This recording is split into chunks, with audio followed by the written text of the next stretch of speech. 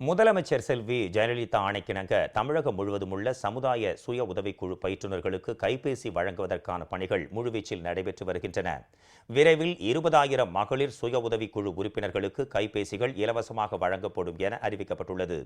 முதலமைச்சர் செல்வி ஜெயலலிதா கடந்த ஆண்டு செப்டம்பர் மாதம் சட்டப்பேரவையில் 110வது விதியின் கீழ் வெளியிட்ட அறிவிப்பில் சமுதாய சுய உதவிக்குழு பயிற்றுநர்களுக்கு அம்மா கைபேசிகள் வழங்கப்படும் என அறிவித்திருந்தார். இத்திட்டத்தை கடந்த 27ஆம் தேதி தொடங்கி வைத்த முதலமைச்சர் செல்வி ஜெயலலிதா 20,000 பேருக்கு அம்மா கைபேசிகள் வழங்கும் அடையாளமாக 3 பேருக்கு கைபேசிகளை வழங்கி திட்டத்தை தொடங்கி வைத்தார். அதனால் திமுகவின் மு.க. ஸ்டாலின் எப்போதும் போல தமிழக அரசின் இந்த சீரிய திட்டத்தை விமர்சித்து தனது முகநூல் பதிவில் கருத்து வெளியிட்டுள்ளார். ஆனால் ஸ்டாலினின் இந்த கருத்துக்கு மறுப்பு தெரிவித்து தமிழ்நாடு மகளிர் மேம்பாட்டு நிறுவனத்தின் மேலாண்மை இயக்குநர் திருமதி அமுதவள்ளி அளித்துள்ள பேட்டியில் தலா 3,850 ரூபாய் வீதம் மொத்தம் 20,000 கைபேசிகள் கொள்முதல் செய்யப்பட்டுள்ளதாக தெரிவித்தார்.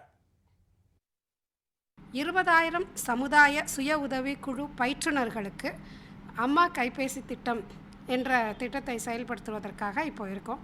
இப்போ இந்த 20,000 ஃபோனும் இன்னும் ஒரு 2 தினங்களில் வந்துடும். இந்த அம்மா கைபேசி திட்டத்தை செயல்படுத்துவதற்காக ஒரு தனியார் தொலைத்தொடர்பு நிறுவனத்தின் மூலம் ஒப்பந்தம் செய்து கொண்டு அவங்களுக்கான சிம் சேவையையும் நம்ம இந்த திட்டத்தின் மூலம் வழங்கி வருகிறோம். இந்த ஃபோன் எல்லாமே ஒரு 3 அல்லது 4 தினங்களுக்குள்ள தமிழகத்தில் உள்ள அனைத்து சமுதாய சுய உதவிக்குழு பயிற்றுநர்களுக்கும் போய் சேர்ந்துடும்.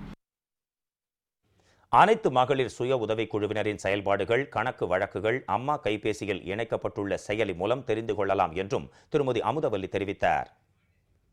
இந்த திட்டத்தோட சிறப்பு அம்சம் என்னன்னா, தமிழகம் முழுவதும் இருக்கிற 4 லட்சம் சுய உதவி குழுக்கள் மாதம் 2 முறை கூட்டம் நடத்துகிறார்களா, அந்த கூட்டத்திற்கு வருகை புரிபவர்களின் எண்ணிக்கை, அவங்க மாதாந்திரம் சேமிக்கிற ஒரு தொகையின் அளவு, அவர்களுக்குள் கொடுக்கும் உட்கடன், அந்த கடனை திருப்பி செலுத்துதல் இந்த எல்லா கணக்கு வழக்குகளையும் தற்போது பதிவேடுகளில் பராமரிப்பு செய்து கொண்டிருப்பதை இந்த ஃபோன் மூலமாக ஒரு சாஃப்ட்வேர், தமிழில் செயல்படக்கூடிய ஒரு சாஃப்ட்வேர் அப்ளிகேஷன் டெவலப் பண்ணியிருக்கோம்.